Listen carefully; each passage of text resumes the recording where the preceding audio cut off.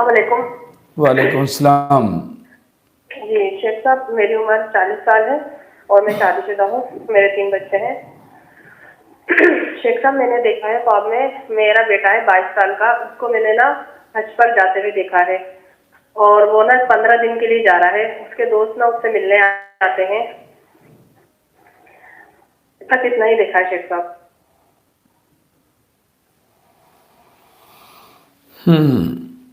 اس کے رشتے کی بات چیت چلی ہے؟